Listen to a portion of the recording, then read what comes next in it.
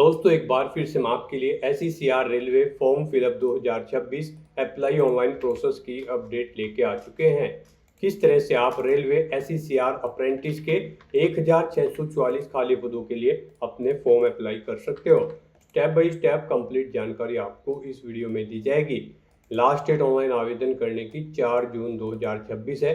कुछ ही दिन शेष रह गए हैं। आप जल्द से जल्द अपना फॉर्म अप्लाई कर लें। फॉर्म अप्लाई करते समय अगर आपके सामने कोई भी टेक्निकल प्रॉब्लम आ रही है तो उसका हल भी आपको इस वीडियो में मिल जाएगा। आवेदन करते समय आपको कोई भी ऐसी गलती या फिर मिस्टेक नहीं करनी होगी जिसको करने से आपका एप्लीकेशन फॉर्म भी रिजेक्ट हो सकता है। फॉर्म अप्लाई करते समय आपको कुछ जनरल गाइडलाइंस को ध्यान में रखना होगा, तभी आपका एप्लीकेशन फॉर्म भी सक्सेसफुली सबमिट हो पाएगा। आवेदन करते समय आप अपना फॉर्म किस प्रकार से फिल करोगे, कैसे रजिस्ट्रेशन या फिर लॉगिन करते हुए आपको अपना फॉर्म अप्लाई कर लेना होगा, डॉक्यूमेंट सिग्नेचर फोटोग्राफ कैसे और कितने केबी में आप अपलोड करोगे, पर्सनल डिटेल क्वालिफिकेशन डिटेल आपको कैसे देनी होगी, किस तरह से आपको फीस पेमेंट करते हुए रजिस्ट्रेशन से लेकर प्रिंट तक अपना फॉर्म अप्लाई कर लेना होगा। पूरी जानकारी के लिए आपको वीडियो शुरू से लेके एंड तक बिना स्किप किए हुए देखनी होगी। इस वीडियो को पूरा देखने पर ही आपके सभी सवाल और डाउट क्लियर होंगे। तो चलिए दोस्तों, बिना कोई वक्त गंवाए शुरू करते हैं SECR apprentice online form fill up की पूरी जानकारी। फॉर्म भरने से पहले आपको सबसे पहले हमारी वेबसाइट IND सरकारी नौकरी के इस पेज पर विजिट करना होगा, जिसका लिंक आपको नीचे description plus first comment box में मिल जाएगा। और हमारे इस पेज पर विजिट करके आप यहां से SECR अप्रेंटिस का फॉर्म अप्लाई कर सकते हो। साउथ ईस्ट सेंट्रल रेलवे दक्षिण पूर्व मध्य रेलवे की ओर से अप्रेंटिस के लिए 1644 वैकेंसीज निकाली गई है, जिसके लिए लास्ट डेट ऑनलाइन आवेदन करने की 4 जून 2026 है। अप्रेंटिस रूल के अकॉर्डिंग सैलरी दी जाएगी। 10वीं पास 50% अंकों के साथ में प्लस ITI सर्टिफिकेट से आप अप्लाई कर सकते हो। 15 से 24 वर्ष आयु सीमा है। फीस आपको पे नहीं करनी होगी, ना ही एग्जाम देना होगा। मेरिट बेस पे आपका सिलेक्शन होगा। ऑनलाइन आप ऑल इंडिया से अप्लाई कर सकते हो। SECR.indianrailways.gov.in इसकी ऑफिशियल वेबसाइट है, जिससे आप फॉर्म अप्लाई कर सकते हो। इंपोर्टेंट लिंक सेक्शन के अंतर्गत ऑफिशियल नोटिफिकेशन PDF लिंक पर क्लिक करके आप इसकी PDF यहाँ से डाउनलोड कर सकते हो। यहाँ पर आने के बाद आपको हिंदी का लिंक और साथ ही साथ अंग्रेजी में PDF डाउनलोड करने का लिंक दे दिया गया है। इन लिंक्स पर क्लिक करते आप यहाँ से इंग्लिश की या फिर हिंदी की PDF भी डाउनलोड कर सकते हो। दोनों लैंग्वेज में आपको यहाँ पर जानकारी दे दी गई है। इसमें आप सबसे पहले कैटेगरी वाइज वैकेंसीज चेकआउट कर सकते हो, साथ साथ ट्रेड वाइज वैकेंसीज आपको डिटेल में प्रोवाइड करा दी गई है। आप यहाँ से स्क्रॉल डाउन करते हुए एज लिमिट की जानकारी, क्वालिफिकेशन की डिटेल भी चेकआउट कर सकते हो। साथ ही साथ यहाँ पर सिलेक्शन क्राइटेरिया की इंफॉर्मेशन, हाउ टू अप्लाई का भी कंप्लीट प्रोसीजर देखने को मिल जाएगा। तो फॉर्म अप्लाई करने से पहले आपको ऑफिशियल नोटिफिकेशन की PDF इंग्लिश या फिर हिंदी में पूरा पढ़ना अनिवार्य है। इनको पूरा पढ़ने से ही आपके सभी सवाल और डाउट क्लियर होंगे। PDF रीड आउट करने के बाद में आपको अप्लाई ऑनलाइन के इस लिंक पर क्लिक करना होगा, तो आपके सामने ऑनलाइन आवेदन करने का ये ऑफिशियल पोर्टल ओपन हो जाएगा। गाइस, इस भर्ती में पार्टिसिपेट करने के लिए आपको अप्रेंटिसशिप इंडिया के पोर्टल के थ्रू अप्लाई करना है। तो यहाँ पर अगर आपने पहले से रजिस्ट्रेशन कर रखा है तो यहाँ पर आने के बाद आपको सबसे पहले अपनी ईमेल ID एंटर करनी है। ये कैप्चा कोड आपको इस बॉक्स में एंटर करना है और सबमिट के इस ऑप्शन पर क्लिक करके आपको अपने डैशबोर्ड में लॉगिन कर लेना है और फिर वहां से आपको अपना फॉर्म अप्लाई करना है। और अगर आप अप्रेंटिसशिप इंडिया पोर्टल के थ्रू किसी भी भर्ती के लिए फर्स्ट टाइम अप्लाई करने जा रहे हो, यहाँ पर आपने अपना रजिस्ट्रेशन नहीं किया हुआ है, तो सबसे पहले यहाँ पर आपको अपना रजिस्ट्रेशन करना होगा। उसके लिए यहाँ पर आपको ऑप्शन दिया गया है रजिस्टर एज ए कैंडिडेट, आपको इस ऑप्शन पर क्लिक करना है। फिर यहाँ पर अगर आप ITI स्टूडेंट हैं तो इस चेकबॉक्स को ओके करें और यहाँ पर आप अपनी ITI का रोल नंबर एंटर करके फाइंड डिटेल ऑप्शन पर क्लिक करें। अपनी ITI की डिटेल्स यहाँ पर फैच कर लें और अपना रजिस्ट्रेशन कर लें। और अगर आप इस ऑप्शन के थ्रू अपना रजिस्ट्रेशन नहीं करना चाहते हैं तो फिर यहाँ पर आपके पास दूसरा ऑप्शन है। आप यहाँ पर अपना मोबाइल नंबर एंटर करें, अपनी ईमेल ID एंटर करें। यहाँ पर आप अपनी ईमेल ID एक बार फिर से एंटर करके उसे कंफर्म कर ले। फिर ये कैप्चा कोड आप इस बॉक्स में एंटर करें और उसके बाद गाइस यहाँ पर आप रजिस्टर के इस ऑप्शन पर क्लिक कर दें। उसके बाद आपके रजिस्टर्ड मोबाइल नंबर पर, जो मोबाइल नंबर आपने दिया है उस पर एक 6 डिजिट का OTP सबमिट किया गया है। आपको वो OTP यहाँ पर एंटर करना है और उसके बाद आपको दोबारा से सबमिट के इस ऑप्शन पर क्लिक कर देना है। और अगर आपके पास OTP नहीं आया है तो यहाँ पर आपको रिसेंड OTP का ऑप्शन दिया गया है। आप इस लिंक पर क्लिक करके दोबारा से अपना OTP यहाँ पर मंगा सकते हैं। सबमिट के ऑप्शन पर क्लिक करते ही यहाँ पर आपका रजिस्ट्रेशन सक्सेसफुली कंप्लीट हो जाएगा। आपको एक अप्रेंटिसशिप नंबर यहाँ पर प्रोवाइड करा दिया गया है। आपको इसे केयरफुली नोट डाउन करके रख लेना है फ्यूचर यूज के लिए। ये नंबर आपको आपके रजिस्टर्ड मोबाइल नंबर और ईमेल आईडी पर भी सबमिट किया गया है, तो आपको इसे केयरफुली नोट डाउन करके रख लेना है फ्यूचर यूज के लिए। और यहाँ पर एक मेल आपकी रजिस्टर्ड ईमेल आईडी पर सबमिट की गई है, उस पर क्लिक करके आपको अपना अकाउंट एक्टिवेट कर लेना है। तो आपको अपनी ईमेल आईडी पर जाना है, जो ईमेल आईडी आपने एंटर की है, और वहां पर आपको एक्टिवेट की इस तरह से एक टैब मिल जाएगी। आपको इस टैब पर क्लिक करके अपनी ईमेल आईडी को भी एक्टिवेट कर लेना है। जैसे ही आप इस लिंक पर क्लिक करेंगे तो यहाँ पर आपका अकाउंट सक्सेसफुली एक्टिवेट हो जाएगा। अब आपको यहाँ पर आने के बाद दोबारा से अब लॉगिन एज ए कैंडिडेट के इस ऑप्शन पर क्लिक करना है।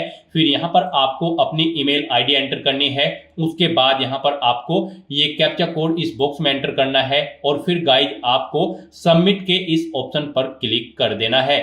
उसके बाद आपके रजिस्टर्ड मोबाइल नंबर पर एक ओटीपी सबमिट किया गया है, वो ओटीपी आपको यहाँ पर एंटर करना है, और आपको दोबारा से लॉगिन के इस ऑप्शन पर क्लिक कर देना है। नेक्स्ट आपके सामने आपका डैशबोर्ड ओपन हो जाएगा। अब यहाँ पर आपको अपनी प्रोफाइल कंप्लीट करनी है, उसके बाद ही आप अप्रेंटिसशिप की भर्तियों पर पार्टिसिपेट करने के लिए एलिजिबल होंगे। तो यहाँ पर आपको टॉप पर ही कंप्लीट योर प्रोफाइल, आपको इस ऑप्शन पर क्लिक करना है। उसके बाद यहाँ पर आपको सबसे पहले अपनी KYC करनी है, उसके लिए आपको ओके करना है। फिर आपको ओके करना है। यहाँ पर आपका बैंक अकाउंट आधार सीडिंग होना जरूरी है, तो यहाँ पर आपको ओके करना है।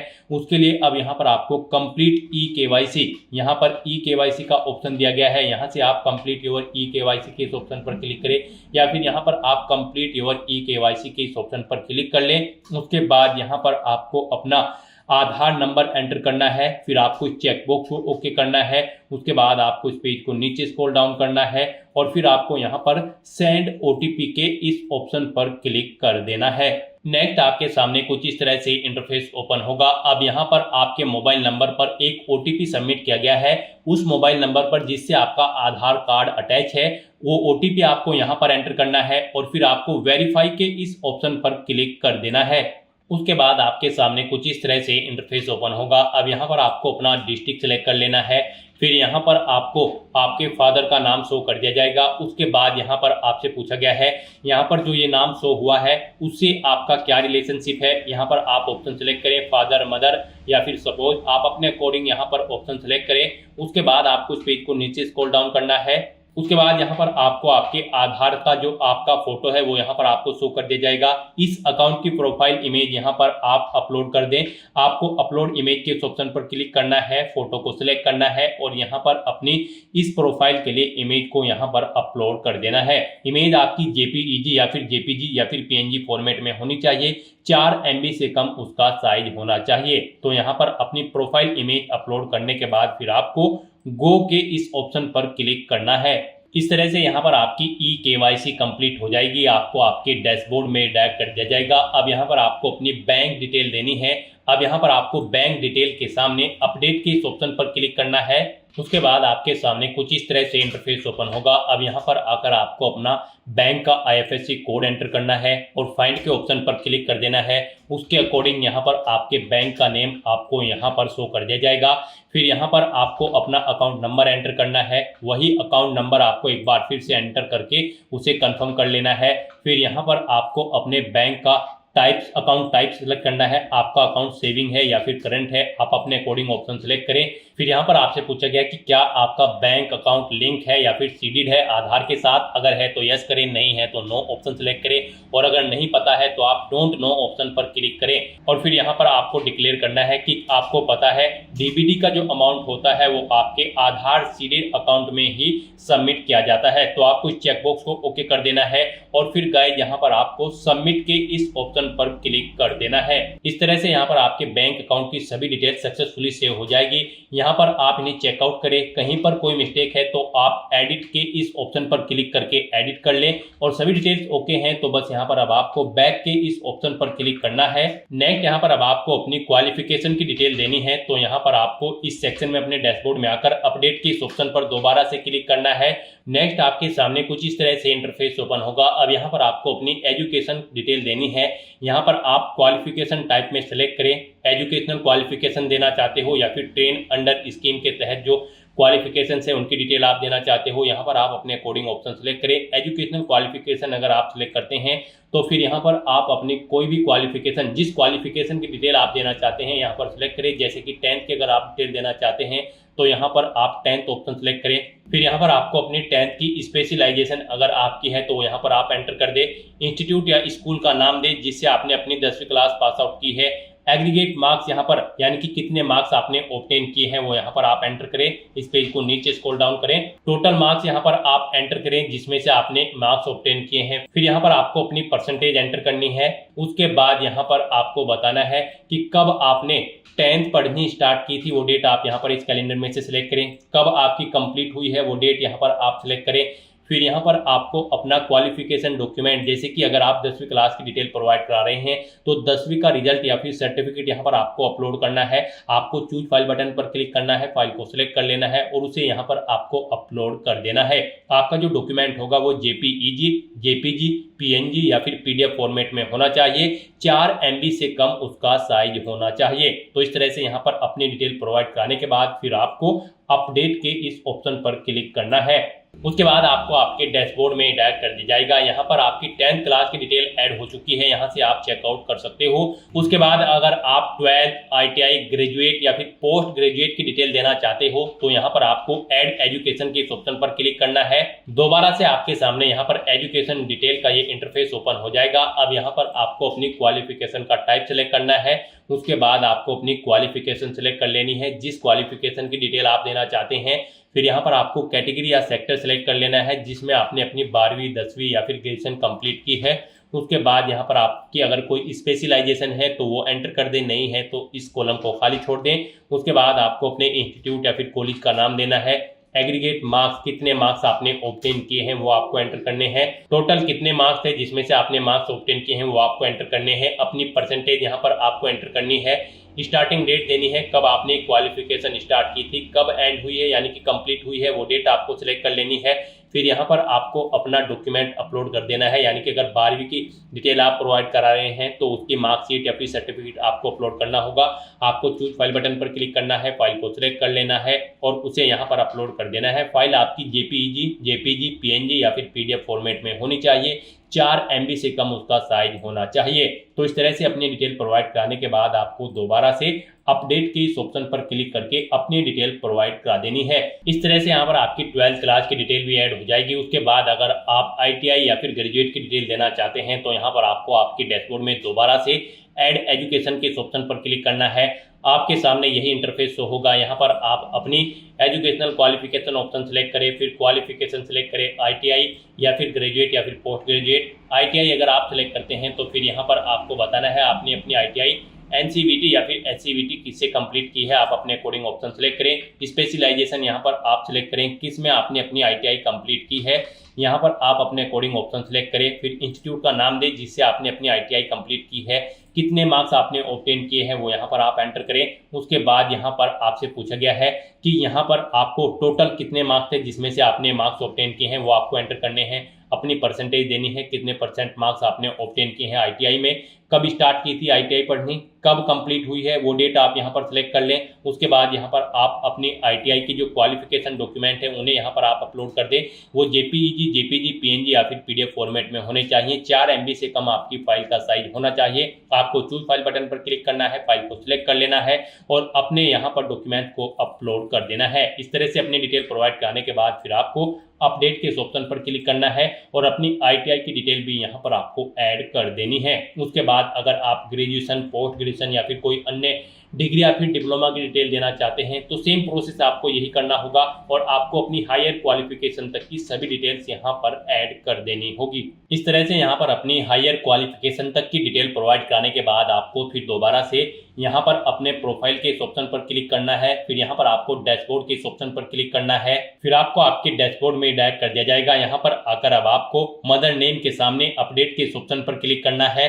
नेक्स्ट आपके सामने यहाँ पर कुछ इस तरह से इंटरफेस शो होगा। अब यहाँ पर आकर आपको सबसे पहले अगर आपके पास कोई अल्टरनेट मोबाइल नंबर है तो यहाँ पर आप एंटर कर दें, नहीं है तो आप इस कॉलम को खाली छोड़ दें। उसके बाद यहाँ पर आपसे पूछा गया है कि क्या आपको कोई डिसेबिलिटी है या फिर आप दिव्यांग है।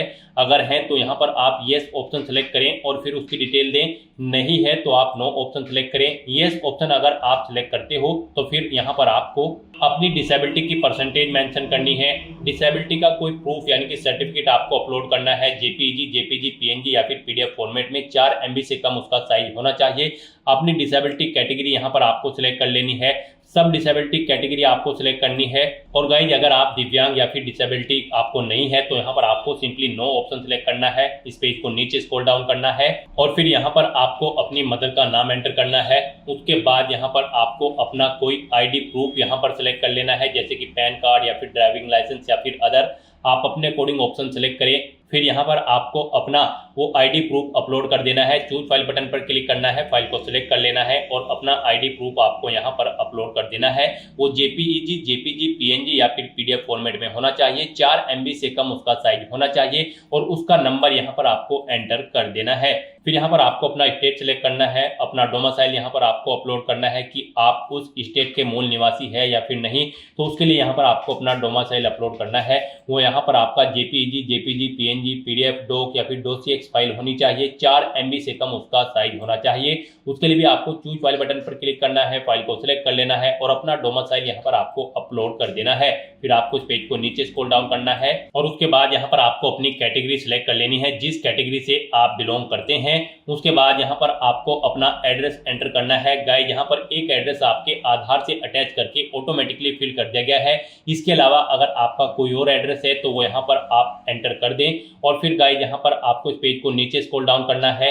फिर यहाँ पर आपको अपने सिग्नेचर अपलोड करने हैं। सिग्नेचर यहाँ पर आपके जेपीजी या फिर पीएनजी फॉर्मेट में होने चाहिए, 4 MB से कम उनका साइज होना चाहिए। आपको चूज फाइल बटन पर क्लिक करना है, फाइल को सिलेक्ट कर लेना है और अपने सिग्नेचर्स को यहाँ पर अपलोड कर देना है।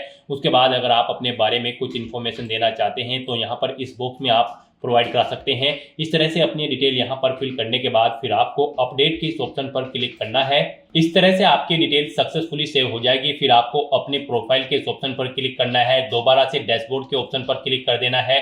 उसके बाद आपको आपके डैशबोर्ड में ही डायरेक्ट कर दिया जाएगा। यहाँ पर आप चेकआउट कर सकते हो, आपकी जो प्रोफाइल है वो सक्सेसफुली कंप्लीट हो चुकी है, 100% कंप्लीट हो चुकी है। अब यहाँ पर आप एलिजिबल हैं ITI अप्रेंटिस की किसी भी भर्ती में पार्टिसिपेट करने के लिए। जो भर्तियां यहाँ पर अप्रेंटिसशिप इंडिया पोर्टल के थ्रू भरी जाएंगी, आप उन भर्तियों में पार्टिसिपेट करने के लिए, अप्लाई करने के लिए एलिजिबल हो, आप अप्लाई कर सकते हो। आपका यहाँ पर अप्रेंटिसशिप इंडिया के पोर्टल पर रजिस्ट्रेशन सक्सेसफुली कंप्लीट हो चुका है। अपनी प्रोफाइल कंप्लीट करने के बाद फिर आपको आपके डैशबोर्ड में माई अपॉर्चुनिटीज के इस टैब पर क्लिक करना है। फिर आपके सामने कुछ इस तरह से इंटरफेस शो होगा। अब गाइस आपको south east central railway apprentice की इस भर्ती पर अप्लाई करने के लिए यहाँ पर सर्च बाय लोकेशन में रायपुर टाइप करना है। रायपुर के अंतर्गत ये भर्ती निकली है, रायपुर डिवीजन में। तो यहाँ पर आप रायपुर ऑप्शन सेलेक्ट करेंगे। टाइप करने के बाद उसके बाद यहाँ पर इस डिवीजन में करंट में जितनी भी भर्तियां चल रही होंगी उन सभी की लिस्ट यहाँ पर आपको शो कर दी गई है। गाइस यहाँ पर आप अप्रेंटिस की जिस भी ट्रेड के लिए अप्लाई करना चाहते हैं, जैसे कि टर्नर या फिर मैकेनिस्ट या फिर वेल्डर या फिर फिटर, आप यहाँ पर जिस भी ट्रेड के लिए अप्लाई करना चाहते हैं, जिस ट्रेड का आपके पास ITI सर्टिफिकेट है, उसके लिए आप यहाँ पर अप्लाई की टैब पर क्लिक करेंगे और सिंपली आप यहाँ पर अप्रेंटिस की इस भर्ती के लिए अप्लाई कर लेंगे। तो यहाँ पर आप जिस ट्रेड के लिए अप्लाई करना चाहते हैं अप्लाई कर सकते हैं। सिंपली अप्लाई के टैब पर क्लिक करते हुए यहाँ पर आप एक से ज़्यादा ट्रेड के लिए भी अप्लाई कर सकते हैं। अगर आपके पास 2 सर्टिफिकेट है ITI के अलग अलग ट्रेड में, तो आप 2 ट्रेड के लिए भी अप्लाई कर सकते हो। और गाइस यहाँ पर आप व्यू डिटेल के ऑप्शन पर क्लिक करके इस भर्ती की डिटेल्स भी चेकआउट कर सकते हो। तो जैसे ही आप अप्लाई के स्टेप पर क्लिक करेंगे, फिर आपको यहाँ पर लोकेशन सेलेक्ट करनी होगी। यहाँ पर उस ट्रेड के अंतर्गत जिस भी शॉप या लोकेशन पर वो यहाँ पर भर्ती होगी वो आपको सिलेक्ट करनी है और अप्लाई के ऑप्शन पर क्लिक करना है। फिर यहाँ पर आपके सामने मैसेज शो हो जाएगा, आप सक्सेसफुली अप्लाई कर चुके हो और यहाँ पर आपको उस ट्रेड में ऑलरेडी अप्लाइड टैब शो कर दी जाएगी जैसे ही आप अप्लाई कर लेंगे। तो दोस्तों ऐसे आप south east central railway apprentice की इस भर्ती के लिए अपने फॉर्म अप्लाई कर सकते हो बिना कोई मिस्टेक किए हुए। आज की इस वीडियो में बस इतना ही। आई होप ये वीडियो आपको पसंद आई होगी। अगर पसंद आई हो तो इसे लाइक और शेयर करें। चैनल पर नए हो तो इसे सब्सक्राइब कर लें। Thanks for watching.